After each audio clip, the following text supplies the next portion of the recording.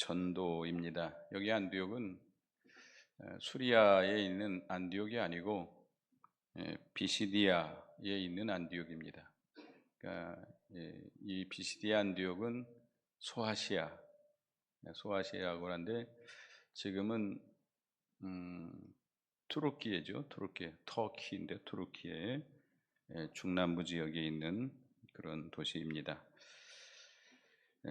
그 13절에 보면 사도 바울과 바나바가 그 수리아에 있는 안디옥에서 선교사로 파송돼 가지고 제일 먼저 간 곳이 어디죠?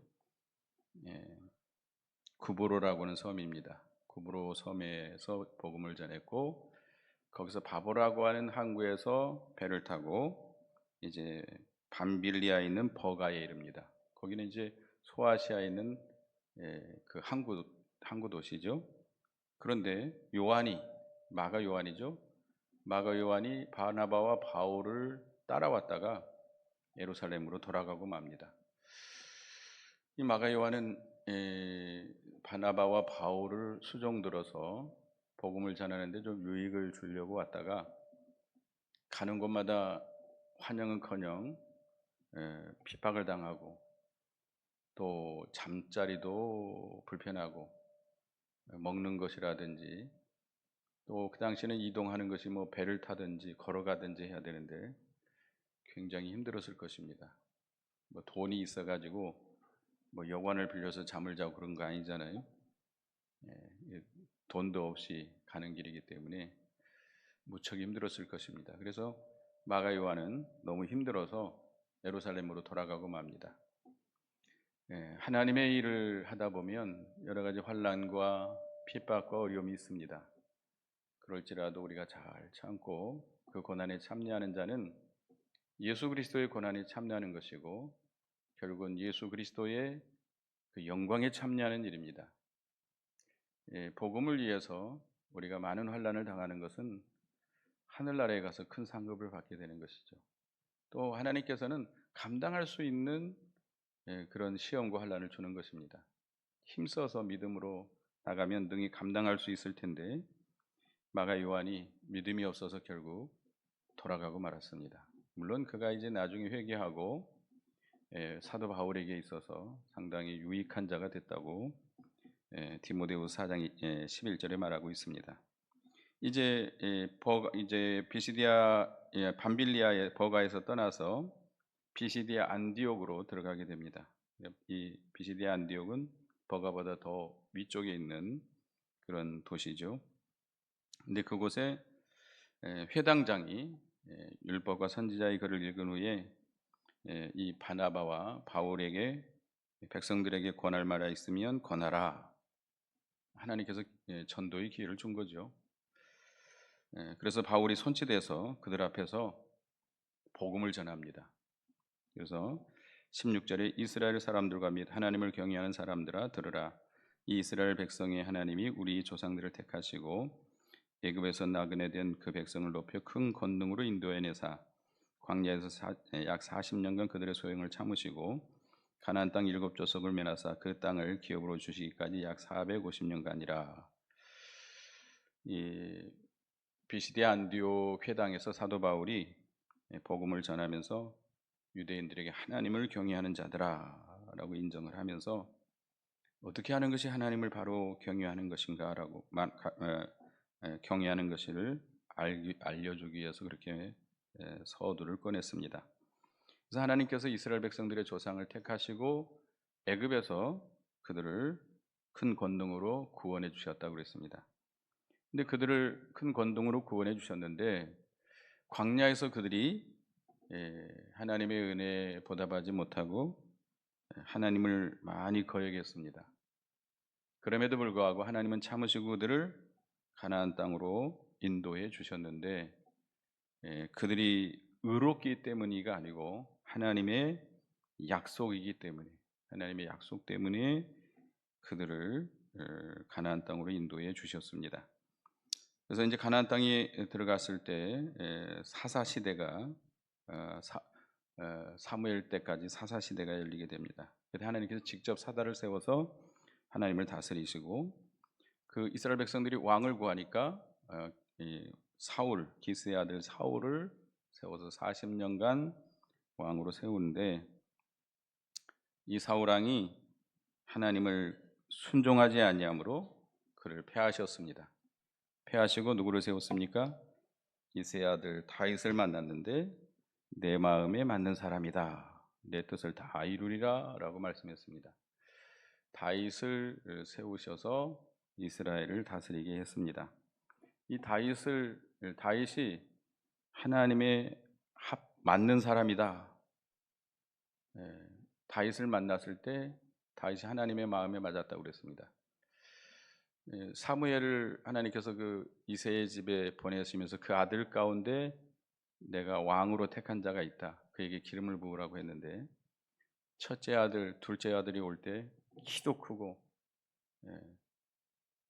아주 얼굴이 잘생겼어요. 그래서 그들에게 기름을 부으려고 할 때 하나님께서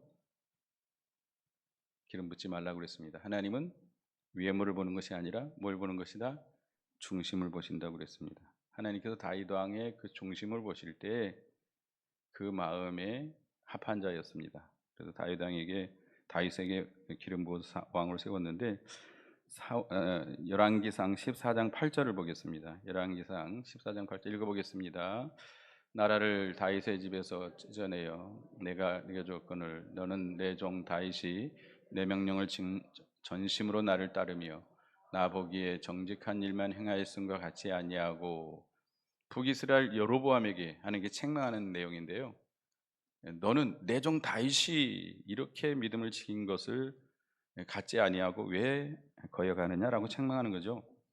여기서 이제 열왕기상 14장 8절에 보면 다윗이 하나님 마음이 합했던 것은 내 종 다윗이다 그랬어요. 다윗은 하나님의 종이 된 거죠. 우리가 하나님의 마음에 합한 자가 되려면 종이 돼야 됩니다. 누구의 종이 돼야 돼요? 하나님의 종. 종이라고 하면 시키는 대로 해야 돼요. 하나님이 시키는 대로 해야 되겠고, 누구의 영광만 위해 살아야 돼요? 하나님의 영광만 위해 살아야 됩니다. 자기 것 아무것도 없으면 다 하나님의 것입니다. 그 다음에 하나님의 명령을 지켰다 그랬습니다.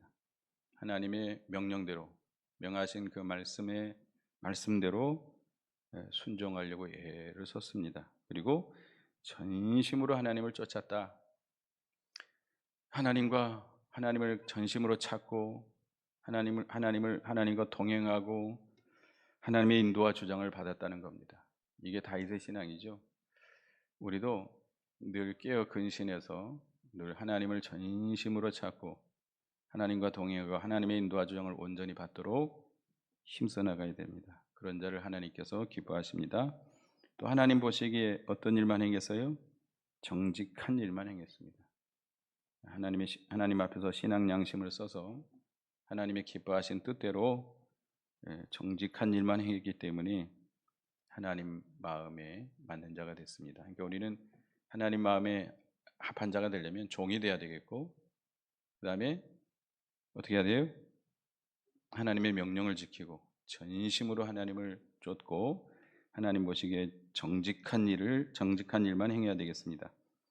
그래서 다윗을 이렇게 왕으로 세우시고, 그 다윗의 후손 가운데 구주가 나시겠다고 약속하셨는데, 그 약속대로 하나님께서 다윗의 후손 가운데 예수를 구주로 나게 하시고 세우셨습니다. 그러니까 예수님께서 구주가 되신 것은 하나님께서 이스라엘 족속들에게 약속하신 그 약속대로 성취된 것이다 라고 하는 것을 주장하고 있습니다. 그래서 24, 25절에 보면 그가 오시기에 앞서 요한이 먼저 회개의 세례를 이스라엘 모든 백성에게 전파하니라. 요한이 그 달려갈 길을 마칠 때 말하되 너희가 나를 누구로 생각하느냐? 나는 그리스도가 아니라 내 뒤에 오시는 이가 있으니 나는 그의 발에 신발끈을 푸는 길도 감당하지 못하리라. 이 세례 요한이 회개의 세례를 베풀었는데 많은 백성들이 이 세례 요한을 참 선지자로 알았습니다. 그래서 혹시 그리스도가 아닌가라고 마음이 의심할 때 이 세례 요한이 뭐라고 그랬어요? 나는 그리스도가 아니다라고 분명히 확실하게 자기를 밝혔습니다. 우리도 다른 사람들이 우리를 이렇게 좀 의심할 때 아니라고 밝혀야 됩니다. 가만히 있으면 그런 대접을 받게 되는 것이죠. 그래서 분명히 아니라고 말했고, 그리스도께서 내 뒤에 오시는데 나는 그의 신발 끈을 풀기도 감당치 못할 자다라고 그리스도를 증거했습니다. 그리고 26절에 형제들의 아브라함의 후손과 너희 중 하나님을 경외하는 사람들의 이 구원의 말씀을 우리에게 보내셨거늘 예루살렘에 사는 자들과 그들 관리들이 예수와 및 안식일마다 외우는 바 선지자들의 말을 알지 못하므로 예수를 정죄해 십자가 선지자들의 말을 응하게 하였도다. 예루살렘에 사는 자들과 간원들이 선지자의 글을 안식일마다 읽습니다. 그들은 선지자의 글을 늘 매일 읽으면서도 그 선지자의 그 글의 신령한 뜻을 깨닫지 못한 거예요. 선지자들의 글, 율법, 선지자들의 글은 무엇을 증거하고 있는 것이죠? 그리스도의 구원입니다. 장차 그리스도를 보내서 구원해 주실 것을 약속한 거예요. 그런데 유대인들은 그 내용, 신령한 뜻을 깨닫지 못했습니다. 이 그리스도를 보내서 구원해 주시겠다고 하는 그 내용은 비밀과 같아요. 비밀과 같기 때문에 성령이 아니고서는 깨달을 수가 없습니다. 그런데 그들은 그걸 깨닫지 못하고 결국 예수님을 십자가에 못 박혀 죽게 했습니다. 아무 죄가 없지만 빌라도에게 죽여달라고 했고 십자가에 못 박혀 죽게 됐고 29절에 성경의 그를 가리켜 기록한 말씀을 다 응하게 하신지라 후에 나무에 내려다가 무덤에 두었으나 하나님이 죽은 자 가운데 그를 살리신지라. 예수님을 십자가에 못 박혀 죽게 했고 그 시체를 내려서 장사했지만 죽은 자 가운데서 예수님이 어떻게 되셨다? 다시 부활하셨다. 사도 바울은 지금 복음의 아주 가장 중요한 내용을 증거하고 있는 것이죠. 뭐를 증거하고 있죠? 예수 그리스도의 십자가의 죽으심과 부활에 대해서 명백하게 그 모든 것이 성경대로 이루어진 것이다라고 증거하고 있습니다. 그래서 31절 32절에 보면 갈릴리로부터 예루살렘에 함께 올라간 사람들에게 여러 날 보이셨으니 그들이 이제 백성 앞에서 그의 증인이라. 우리도 조상들에게 주신 약속을 너에게 전파하노니. 예수님의 부활을 여러 사람들이 봤고 그들이 백성 앞에서 증거했고 우리도 너희에게 증거하고 있다. 그러니까 우리 조상들에게 약속하신 것은 그리스도에 대한 약속이다. 그리스도에 대한 약속, 그리스도의 십자가와 부활에 대한 것이다라고 증거하고 있습니다. 33절에 곧 하나님이 예수를 일으키사 우리 자녀들에게 이 약속을 이루게 하셨다 함이라. 시편 둘째 편에 기록한 바와 같이 너는 내 아들이라 오늘 너를 낳았다 하셨고 여기 오늘 너를 낳았다. 오늘 시편 2편 7편에 있는 말씀인데요. 오늘 너는 내 아들이라 오늘 너를 낳았다 하는 말씀은 예수 그리스도께서 도성인신에서 세상에 오실 것을 가리키고 하나님께서 그리스도를 영원히 제사장과 선지장 왕으로 세우실 것을 말씀하고 있는 것입니다. 그래서 34절에 보면 또 하나님께서 죽은 자 가운데서 그를 일으키사 다시 썩음을 당하지 않게 하실 것을 가리켜 이르시되 내가 다윗의 거룩하고 미쁘신 은사를 너에게 주리라 하셨으며. 이 이사야 55장 3절에 있는 말씀을 인용한 것인데요. 하나님께서는 죽은 자 가운데서 예수 그리스도를 다시 이렇게 세우셨다라고 말씀했는데 여기 다윗의 거룩하고 미쁘신 은사는 다윗에게 허락하신 그리스도에 대한 약속이십니다. 다윗에게 약속하신 그리스도의 약속, 그것이 예수님의 십자가 부활로 성취됐다라고 증거하고 있는 것입니다. 그리고 35절부터 보면 또 다른 시편을 읽었을 때 주의 거룩한 자로 썩음을 당하지 않게 하시리라 하셨느니라. 다윗은 당시 하나님의 뜻을 따라 섬기다가 잠들어 그 조상과 함께 묻혀 썩음을 당하였으되 하나님께서 살리신 이는 썩음을 당하지 아니하셨나니. 시편 16편 10절에 있는 말씀인데요. 주의 거룩한 자로 썩지 않게 하실 것임이니이다. 이게 다윗이 이렇게 예언했는데 거기서 다윗 자신을 가리키는 것이 아니다는 겁니다. 다윗은 죽어서 장사돼서 어떻게 됐어요? 썩어졌어요. 그 육신이 썩어졌어요. 근데 그렇기 때문에 다윗 자신을 가리키는 것이 아니라 누구에 대한 예언이다? 그리스도에 대한 예언이다. 하나님께서는 그 예언대로 예수 그리스도를 죽은 자 가운데서 부활시켜서 이 예언한 성경 말씀이 성취된 것이다라고 강조하고 있습니다. 그러니까 예수님의 십자가의 죽으심, 예수님의 부활하심은 뭐대로 이루어진 것이다? 구약 성경의 예언한 말씀대로 이루어진 것이다. 그러니까 지금 이 사도 바울과 바나바는 비시디아 안디옥에 들어가서 누구에게 지금 복음을 전하고 있는 거죠? 유대인들에게. 유대인들이 회당에 들어가서 유대인들에게 먼저 복음을 전하고 있습니다. 예수님의 말씀을 순종하기 위해서 유대인에게 복음을 전하고 있는데 유대인들은 구약 성경을 늘 읽어요. 안식일마다 읽고 매일 성경을 읽는 사람들이에요. 그런데 그 성경에 기록한 내용이 뭐냐? 예수 그리스도의 구원에 대한 내용이다. 그리고 예수 그리스도께서 오셔서 십자가에 죽으시고 부활하신 것은 너희가 매일 읽는 안식일마다 읽는 그 성경대로 이루어진 것이다. 강조하고 있는 것이죠. 그래서 38절에 보면 그러므로 형제들아 너희가 알 것은 이 사람을 힘입어 죄 사함을 너희에게 전하는 이것이며 하나님께서 약속하신 그리스도 그 그리스도를 믿음으로만 죄 사함 받는다라고 증거하고 있습니다. 우리가 복음의 어떻게 보면 가장 중요한 내용 중에 하나는 죄 사함 받는 거예요. 죄를 사함 받아야 뭘 받을 수 있어요? 구원을 받을 수 있어요. 그래서 그 죄 사함의 도리에 대해서 사도 바울이 증거하고 있습니다. 39절에 보면 또 모세의 율법으로 너희가 의롭다 하심을 얻지 못하던 이 모든 일에 이 사람을 힘입어 믿는 자마다 의롭다 하심을 얻는 이것이라. 모세의 율법을 지켜서 의롭다함을 받을 사람이 있다 없다? 한 사람도 없다. 로마서 3장 20절에 보면 그러므로 율법의 행위로 그의 앞에 의롭다 하심을 얻을 육체가 없나니 율법으로는 죄를 깨달음이니라. 이 유대인들은 율법을 매일 읽고 안식일마다 외우고 그 율법대로 자기들은 산다라고 자부하고 있습니다. 율법대로 지켜서 그들은 의를 이루고 있다. 구원을 이루어 나가고 있다. 구원을 얻으려고 애를 쓰고 있는 것입니다. 근데 율법을 지켜서 구원 얻을 수 있어요, 없어요? 없어요.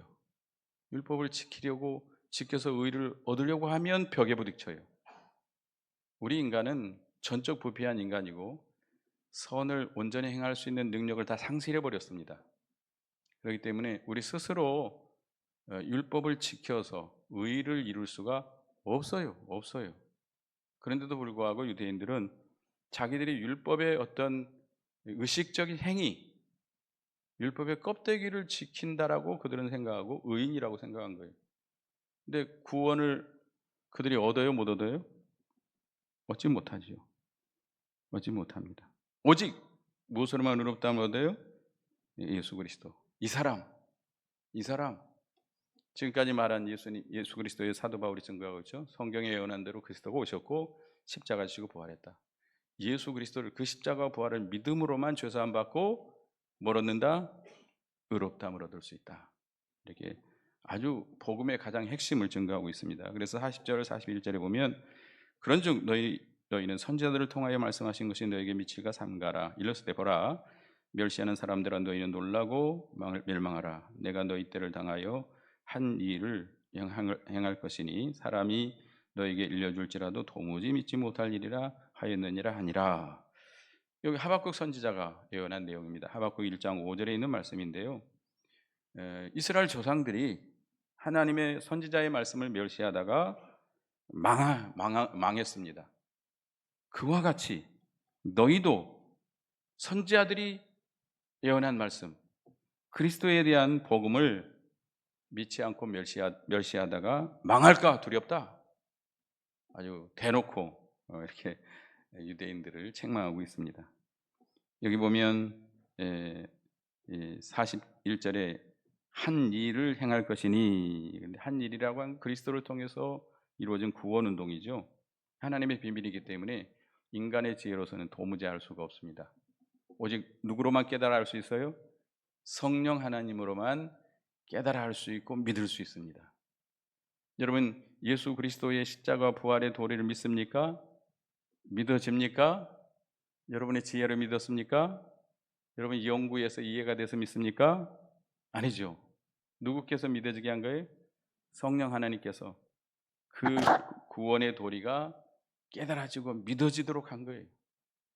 그래서 우리가 죄 사함을 받고 의롭다함을 구원을 얻게 된 겁니다. 그러니까 우리가 구원 얻은 것은 순전히 누구의 은혜예요? 하나님의 은혜예요. 우리 스스로는 도저히 구원 얻을 수 없어요. 온전히 하나님의 은혜로 된 것이죠. 그래서 42절에 그들이 나갈 새 사람들이 청하되 다음 안식일에도 이 말씀을 하라 하더라. 바울이 전한 이 복음을 듣고 다음 안식일에도 전하라. 은혜를 받은 자가 있었다는 거죠. 43절에 회당의 모임이 끝난 후 유대인과 유대계에 입교한 경건한 사람들이 많이 바울과 바나바를 따르니 두 사도가 더불어 말하고 항상 하나님의 은혜 가운데 있으라 권하니라. 이 유대 비시디의 안디옥 회당에서 이렇게 사도 바울이 복음을 아주 간단 명료하게 전할 때에 많은 사람이 믿었어요. 유대인과 유대계에 입교한 경건한 사람들이 믿었다. 성령의 역사가 크게 나타나신 것이죠. 성령께서 그렇게 역사하신 거예요. 그래서 그들에게 항상 은혜 가운데 있으라고 권면을 했습니다. 근데 44절에 그 다음 안식일에 온 시민이 거의 다 하나님의 말씀을 듣고자 모여오니 유대인들이 그 무리를 보고 시기가 가득하여 바울이 말한 것을 반박하고 비방하를. 다음 안식일에 여기 거의 온 성이 다 모였다 그랬는데 더 많으니까 그 사도 바울을 통해서 받은 그 복음을 듣고 많은 사람에게 선전을 한 거예요. 전한 거예요. 그래서 다음 안식일에 많은 사람들이 회당으로 모여온 겁니다. 그런데 그것이 오히려 사도 바울에게 불리하게 된 겁니다. 누구의 시기를 사게 만들었어요? 유대인들의 시기를 사게 된 겁니다. 그래서 유대인들이 시기에서 바울이 말한 것을 반박하고 비방했다. 바울이 말한 것이 뭐죠? 복음이죠, 복음. 그리스도의 복음. 그리스도의 복음을 반박하고 비방한 겁니다. 그러니까 언제나 하나님의 역사가 있는 곳에는 누구의 역사가 있어요? 마귀의 역사가 항상 있습니다. 그래서 우리가 주일날 말씀의 은혜를 받는다든지 또 우리가 제가 어렸을 때는 사경에 가서 참 많이 은혜를 받았어요. 늘 그 목사님이 당부하기를 은혜 받은 다음에 조심해라. 은혜 많이 받으면 누구 역사도 많이 일어나요? 마귀 역사가 많이 일어나요. 그 받은 은혜 다 쏟게 만듭니다. 쏟게 만들어요. 우리가 마귀의 역사에 휘말려 들지 말고 이겨 나가야 됩니다. 이 마귀는 항상 우리가 하나님의 은혜의 역사가 나타나면 꼭 반대하고 반박하고 비방하고 이렇게 역사를 합니다. 그래서 46절 47절에 바울과 바나바가 담대히 말하여 이르되 하나님의 말씀을 마땅히 너희에게 전할 것이로되 너희가 그것을 버리고 영생을 얻기에 합당하지 않는 자로 자처하기로 우리가 이방인에게로 행하노라. 복음을 먼저 누구에게 전해준 거예요?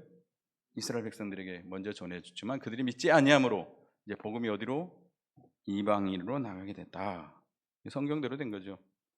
그러니까 이 하나님의 진리운동, 생명운동, 구원운동, 이 마귀 역사 항상 일어납니다.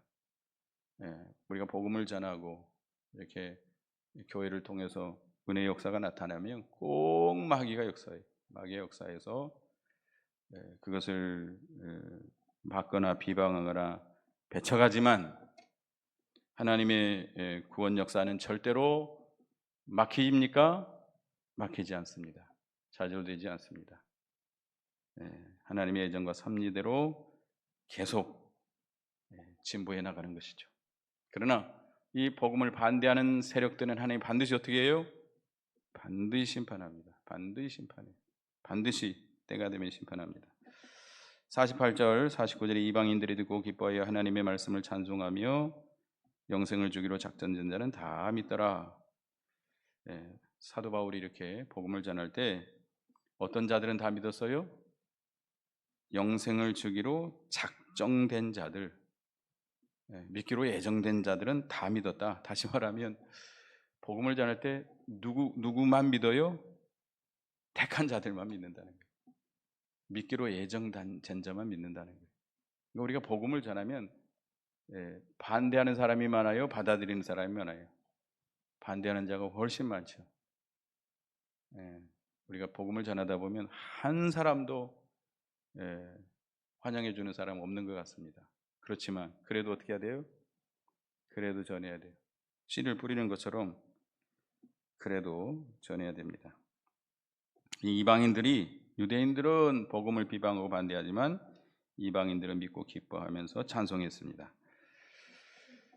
그리고 49절에 50절에 이에 유대인들이 경건한 귀부인들과 그 신의 유력한 자들을 선동하여 바울과 바나바를 박해하게 하여 그 지역에서 쫓아내니, 여기 이제 이 유대인들이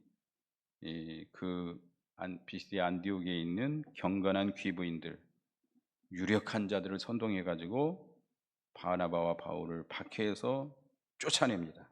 쫓아내. 그러니까 이 마귀 역사죠. 마귀 역사는 이렇게 반박하고 방해하다가 안 되면 누구까지 이용해요? 정치 세력, 유력한 사람들까지 이용해 가지고 힘으로 이렇게 쫓아낼 때가 있습니다. 그래서 사도 바울이 두 사람이 그들을 향하여 발에 티끌을 떨어버리고 이곳년으로 가거늘 제자들인 기쁨과 성령이 충만하니라. 발에 뭘 떨어버렸어요? 티끌을 떨어버려요. 예수님이 하신 말씀이죠. 복음을 반대하면 그 동네에서 나오다가 발에 티를 털어버리라. 이 말씀은 심판날의 증거가 되기 위한 겁니다. 그리고 아무것도 가지고 가지 말라는 거예요. 그들에게 아무것도 대접받지 말라는 것이죠. 그래서 이고니온으로 가게 됩니다. 이고니온으로 갈 때 이 제자들이 뭐가 충만했어요? 기쁨과 성령이 충만했어요. 유대인들에게 쫓겨서, 유대인들이 시기에서 그 정치 세력을 이용해서 자기들을 쫓아내고 있지만, 그러나 그래도 그들에게는 기쁨과 성령이 충만했습니다. 우리가 복음을 전하면 뭐가 충만해요? 기쁨이 충만하고 성령이 충만합니다. 여러분이 기쁨을 얻으려면 복음을 전해 보세요. 그러니까 여러분도 조금 마음이 우울하고 기분이 안 좋으면 뭘 전해봐요? 복음을 전하세요. 복음을 전하면 하나님이 기쁨을 주십니다. 성령의 충만함을 얻게 됩니다. 여튼 오늘 그 사도 바울이 바나바가 비시디아 안디옥에서 복음을 전한 내용에 대해서 말씀했습니다. 아주 유대인들에게 먼저 복음을 전하는데, 유대인들이 읽고 있는 그 선지자의 글, 율법, 그 중심 내용이 누구다? 그리스도에 대한 구원 운동이다. 근데 그들이 깨닫지 못하고 예수 그리스도를 십자가에 죽게 했지만 그를 다시 살리셨다. 십자가 부활의 도리를 전했고, 율법을 지켜서는 구원 얻을 수 없다. 오직 누구를 믿음으로만, 그 예수 그리스도를 믿음으로만 죄사함 받고 의롭다함을 얻고 구원 얻는다라는 것을 아주 간단 명료하게 이렇게 전했습니다. 그런데 유대인들은 믿었어요, 안 믿었어요? 믿지 못했습니다. 믿지 않았습니다. 오히려 반박하고 방해했고, 그래서 복음이 이방인에게로 갔고, 결국은 유대인들에 의해서, 유대인들의 역사로 인해서 안디옥에서 떠나서 이고니온으로 가게 됩니다. 그러나 제자들은 기쁨과 성령이 충만해서 그곳을 떠나게 됩니다. 우리도 이렇게 복음을 전하는 우리가 되어야 되겠습니다. 기도하겠습니다. 하나님, 바나바와 바울이 비시디아 안디옥에서 복음을 전할 때 먼저 회당에 들어가서 그 유대인들이 늘 읽는 선자의 글의 내용이 바로 그리스도에 대한 구원 운동이다라고 증거했고, 예수님의 십자가 부활을 증거하고, 율법을 지켜서 구원 얻을 수 없고 오직 예수 그리스도를 믿음으로만 죄사함 받고 의롭다함을 얻고 구원을 얻는 것을 전해줬습니다. 그러나 유대인들은 믿지 않았고 오히려 시기하고 반대하고 비방했고, 그래서 복음이 이방인에게로 전파되게 됐고, 결국은 거기서 쫓겨나서 이고니오로 갔으나 제자는 기쁨과 성령이 충만해서 가게 됐다고 그랬습니다. 우리도 이게 복음을 힘있게 전하는 저희가 되게 하시고 기쁨과 성령이 충만한 저희가 되게 주시옵소서. 예수님의 이름으로 기도드리옵나이다. 아멘.